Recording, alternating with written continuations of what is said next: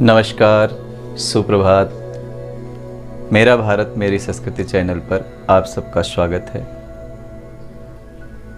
दोस्तों, आज सोमवार है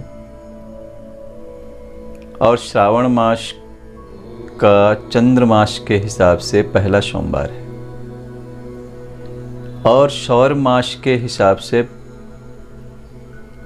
16 तारीख जुलाई 16 हरियाला त्यौहार के बाद हरियाला त्यौहार से श्रावण मास का प्रारंभ होगा।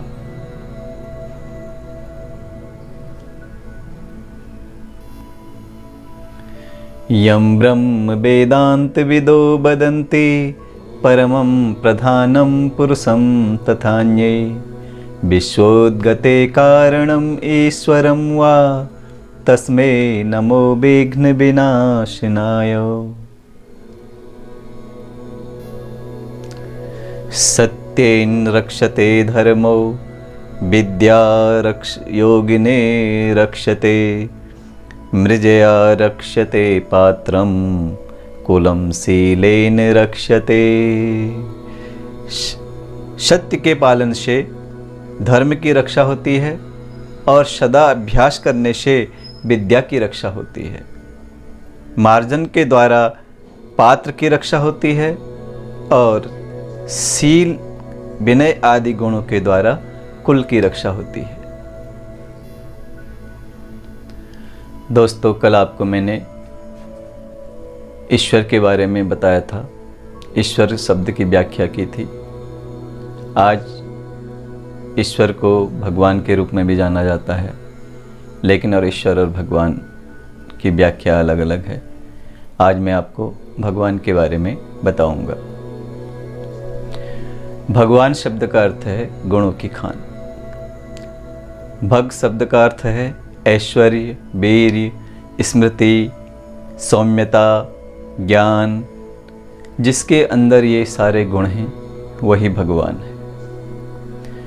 जो धन संपदा प्राणी मात्र को उसकी आवश्यकताओं की पूर्ति करता है वही भगवान है। साधारणतया जो सृष्टि पैदा करता है, सृष्टि का पालन करता है और सृष्टि का विनाश करता है वही भगवान है।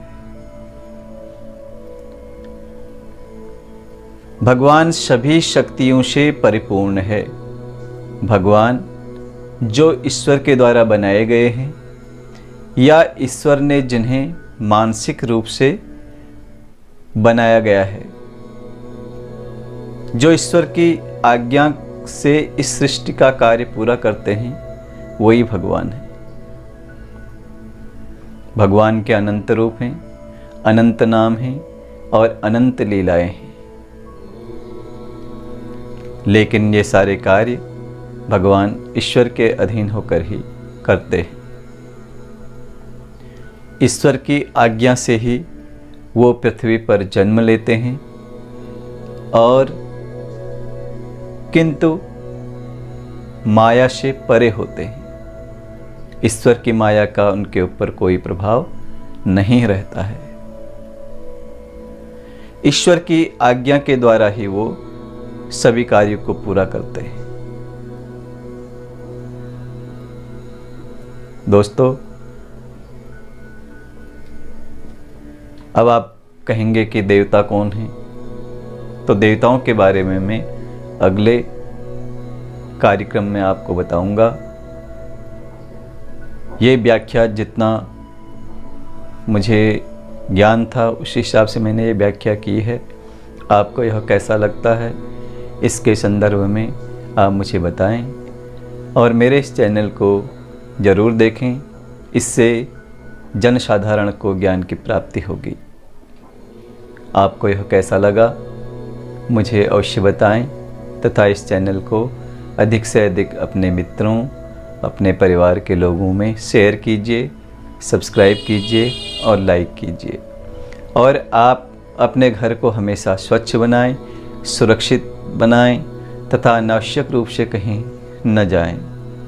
बच्चों के लिए मेरा संदेश, अपने माता पिता की आज्ञा का पालन करें, घर में बैठकर विद्या का अध्ययन करें, अपने माता पिता, गुरु और अपने इष्ट देव को हमेशा की तरह रोज़ प्रातःकाल उठकर स्नान इत्यादि करने के बाद प्रणाम अवश्य करें। सच्चरित्रता को अपनाएं, जिससे घर, परिवार, समाज और देश में एक अच्छा वातावरण पैदा होगा। आज के लिए इतना ही। नमस्कार, सुप्रभात।